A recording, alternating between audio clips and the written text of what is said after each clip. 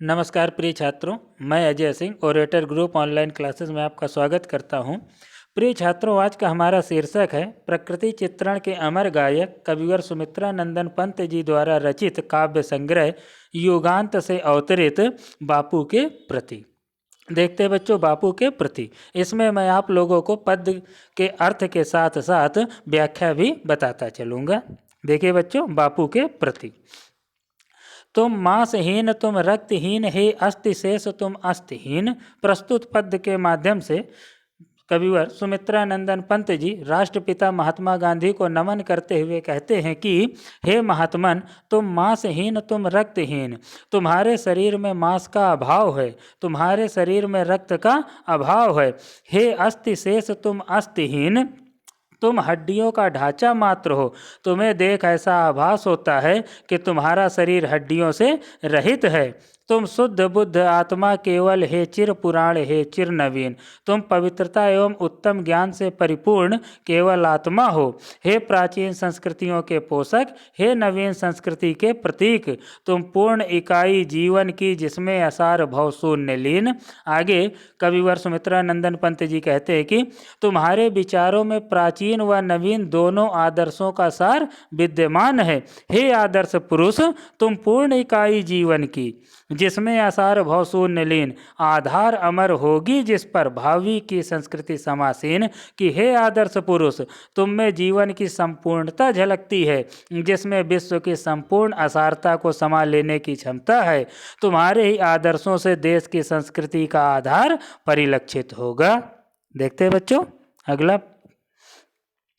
तुम मांस तुम ही हो, रक्त अस्थि। बहुत ही प्यारी पंक्ति है बच्चों। सुमित्रा नंदन पंत जी कहते हैं तुम मांस तुम ही हो, रक्त अस्थि निर्मित जिनसे नवयुग का तन। तो कहते हैं यहाँ पर सुमित्रा नंदन पंत जी कि हे बापू, तुम नवयुग के आदर्श हो। तुम मांस तुम ही हो, रक्त अस्थि। जिस प्रकार शरीर के निर्माण में मांस, रक्त और अस्थि की भूमिका महत्वपूर्ण होती है, उसी प्रकार नवयुग, आने वाले युग में तुम्हारे द्वारा जो आदर्श दिए गए हैं, निर्मित जिनसे नवयुग का तन, कि जिस प्रकार से शरीर के निर्माण में मांस, रक्त और अस्थि की भूमिका महत्वपूर्ण होती है, उसी प्रकार नवयुग के निर्माण में तुम्हारे आदर्श का अमूल्य योगदान होगा। तुम धन्य, तुम्हारा निस्वाह त्याग है विश्व भोग का वर साधन। तुम धन्य हो, तुम्हारे द्वारा निस्वार्थ भाव से किया गया सर्वस्व त्याग संपूर्ण जगत को कल्याण का मार्ग दिखाएगा, है विश्व भोग का वर साधन। और यह संसार तुम्हारे बताए हुए आदर्शों का अनुपालन करते हुए अपनी समस्त कामनाओं को पूर्ण करेगा। है विश्व भोग का वर साधन। इस भस्म काम तन की रज से जग पूर्ण काम नव जग जीवन। कि इस भस्म को उसकी राख से सत्य और अहिंसा के सिद्धांत को आत्मसात करेगा। जिस प्रकार से बीतनेगा सत्य अहिंसा के ताने बानों से मानोपन। कि जिस प्रकार से ताने और बाने के मेल से सुंदर वस्त्र बुने जाते हैं, उसी प्रकार तुम्हारे द्वारा दिए गए सत्य और अहिंसा रूपी ताने बाने से मानवता का सृजन होगा।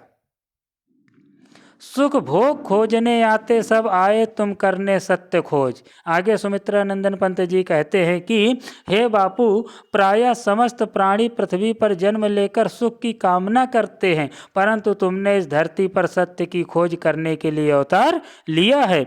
जग की मिट्टी के पुतले जन तुम, आत्मा के मन के मनोज।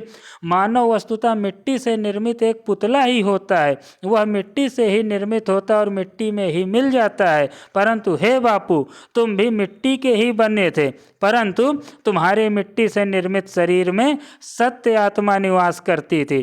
तुम आत्मा के मन के मनोज। जड़ता हिंसा स्पर्धा में भर, चेतना अहिंसा नम्र रोज। आगे सुमित्रा नंदन पंत जी कहते हैं कि तुम्हारा शरीर भी मिट्टी से ही निर्मित था, लेकिन उसमें सत्य और आत्मा निवास करती थी, तथा तुम मन को प्रसन्न करने वाले कमल के समान थे। आपने मानव की अकर्मण्यता, हिंसा एवं प्रतिद्वंदिता को दूर करके उसमें ज्ञान, अहिंसा एवं आत्मिक शक्ति अर्थात मानवीय सद्गुणों को जागृत किया है। पशुता का पंकज बना दिया तुमने मानवता का सरोज। हे बापू, तुमने मानव समाज में व्याप्त भेदभाव, जाति भेद, हिंसा आदि कीचड़ में उत्पन्न कमल को सत्य, अहिंसा, त्याग एवं मानवता रूपी स्वच्छ सरोवर में उत्पन्न कमल के समान बना दिया है।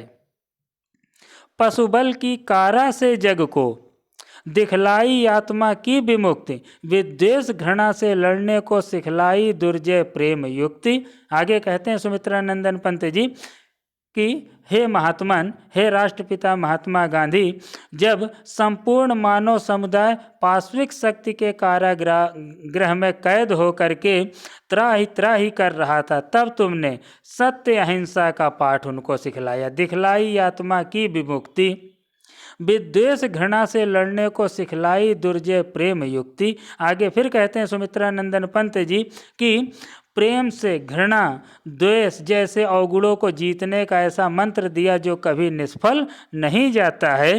वर्श्रम प्रसूति से की कृतार्थ तुमने विचार परिणीत युक्ति, विश्वनुरुक्त है अनासक्त सर्वस्व त्याग को बना भुक्ति। आगे सुमित्रा नंदन पंत जी कहते हैं कि बापू, तुमने केवल कहे गए अपने शब्दों के द्वारा अपने विचारों को अभिव्यक्त न कर उन्हें परिश्रम और तप के बल पर अपने आचरण में उतारा, अर्थात तुम कथनों की अपेक्षा कर्म के द्वारा संदेश देने को अधिक महत्वपूर्ण मानते हो। आगे कहते हैं सुमित्रा नंदन पंत जी की हे बापू, आसक्ति से विरक्त रहने वाले और विश्व के प्रति सदा अनुराग रखने वाले, हे बापू, तुमने सर्वस्व त्याग करके मुक्ति अर्थात मोक्ष की प्राप्ति कर ली है। उर के चरखे में कात सूक्ष्म, उर के चरखे में कात सूक्ष्म युग युग का विषय जनित विषाद, और गुंचित कर दिया गगन जग का भर तुमने आत्मा का निनाद। कहते हैं आगे सुमित्रा नंदन पंत जी कि हे गांधी जी, हे बापू, तुमने चरखे को महत्व देकर न केवल लोगों को भौतिक आवश्यकता की पूर्ति हेतु कर्म में जुड़े रहने की सीख दी, बल्कि अपने हृदय रूपी चरखे के माध्यम से युग युग से मानव हृदय में व्याप्त वासना जन्य विकारों को दूर करने का महत्वपूर्ण कार्य किया।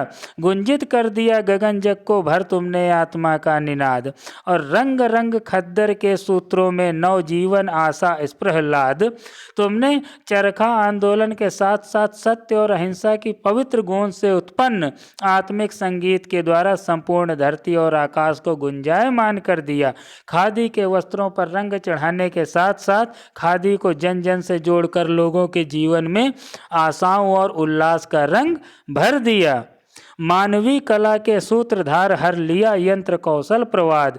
हे बापू, तुमने चरखे के माध्यम से एक ओर तो तुमने वासना जन्य पीड़ाओं से छुटकारा दिलाया, तो दूसरी ओर मशीनीकरण को चुनौती देकर लोगों को कर्म में रत रहने का संदेश भी दिया। इस प्रकार से कह सकते हैं कि तुम्हारे माध्यम से एक नई मानवीय कला का सूत्रपात किया गया। साम्राज्यवाद था कंस बंदनी, मानवता पशु बलाक्रांत, श्रृंखला दासता प्रहरी बहु, निर्मम शासन पद शक्ति भ्रांत। आगे कविवर सुमित्रा नंदन पंत जी कहते हैं कि हे बापू, जिस प्रकार कंस के शासन के दौरान मानवता पर घोर अत्याचार किया जाता था, मानो वह बंदी गृह में कैद हो, उसी प्रकार अंग्रेजी साम्राज्यवाद में भी भारतीयों के साथ तरह तरह के अत्याचार किए जाते थे। यहाँ की जनता विदेशी पाश्विक शक्तियों से पीड़ित थी। जिस प्रकार कंस के साम्राज्य में पद और शक्ति के मद में भ्रमित कर अधिकारी गण जेल के पहरेदार बनाए गए थे, बावजूद उसके देवकी ने बंदी गृह में कृष्ण को जन्म देकर मथुरा वासियों को कंस के अत्याचारों से मुक्त कराया। उसी प्रकार हे बापू, कारागृह में दे दिव्य जन मानव आत्मा को मुक्त कांत, जन शोषण की बढ़ती यमुना तुमने की नदपद प्रणत शांत। कि हे बापू, तुमने उसी प्रकार कई बार कारागार में जाकर के मानवता का उद्धार किया। यहाँ पर संदेश देना चाहते हैं सुमित्रा नंदन पंत जी बापू के माध्यम से कि भारत के निवासियों का शोषण करने वाली अंग्रेजी साम्राज्य रूपी यमुना को सत्य और अहिंसा का सहारा लेकर अपने चरणों में झुकने के लिए विवश कर दिया। कहने का तात्पर्य यह है कि जिस प्रकार श्री कृष्ण ने अपने चरणों के स्पर्श से भयानक रूप धारण कर यमुना को शांत और वश में किया था, उसी प्रकार महात्मा गांधी के समक्ष अत्याचार और शोषण का प्रतीक बनी अंग्रेजी शासन व्यवस्था को झुकना पड़ा था। ठीक है बच्चों। कारा थी संस्कृति विगत, कारा थी संस्कृत विगत भित्त बहुधर्म जातिगत रूप नाम, बंदी जग जीवन भू विभक्त विज्ञान मूढ़ जन प्रकृति काम। तो आगे सुमित्रा नंदन पंत जी कहते हैं कि हे बापू, भारतीय संस्कृति विगत कई वर्षों से परितंत्र थी, अर्थात गुलाम थी, कैद थी। यहाँ के लोग धर्म जाति अर्थ शिक्षा रूप ख्याति आदि बहुत से बंधनों में जकड़े हुए थे। कारा थी संस्कृति विगत भित्त बहुधर्म जातिगत रूप नाम, अब बंदी जग जीवन भू विभक्त विज्ञान मूढ़ जन प्रकृति काम, अर्थात यहाँ का सामान्य जनजीवन ही कैद था। यहाँ की धरती क्षेत्रीयता भाषावाद जैसी कई आधारों पर बटी हुई थी। विज्ञान मूढ़ जन प्रकृति काम, विज्ञान के प्रभाव में आकर यहाँ के लोग अविवेक हो प्रकृति का उपभोग अपनी इच्छा के अनुरूप करना चाहते थे। आए तुम मुक्त पुरुष कहने मिथ्या जड़ बंधन सत्य राम, नानृतम जयति सत्य माँ भय जय ज्ञान ज्योति तुमको प्रणाम। तो आगे सुमित्रा नंदन पंत जी कहते हैं कि सभी जो पृथ्वी लोकवासी थे वो विज्ञान की अंधकार में इतना खो गए थे कि उन्हें लगता था कि हम हर चीज़ का भोग कर सकते हैं।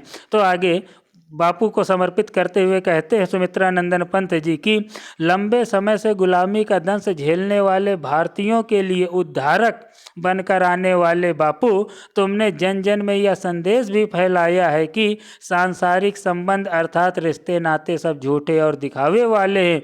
ईश्वर का नाम ही एकमात्र सत्य और शाश्वत है। नानृतम जयति सत्य माँ भय जय ज्ञान ज्योति तुमको प्रणाम, अर्थात ईश्वर का नाम ही एकमात्र सत्य और शाश्वत है। असत्य की नहीं वरन सर्वदा सत्य की ही जीत होती है। अतः डर को त्याग दो। ज्ञान की ऐसी दिव्य ज्योति जगाने वाले पुरुष बापू तुम्हें प्रणाम। ठीक है बच्चों, इस प्रकार से मैंने आप लोगों को बापू के प्रति पद्य का अच्छे से व्याख्या सहित समझा दिया है। उम्मीद है आप लोगों को अच्छे समझ में आया होगा। अपने एकेडमिक कोर्स के लिए चैनल के साथ बने रहें।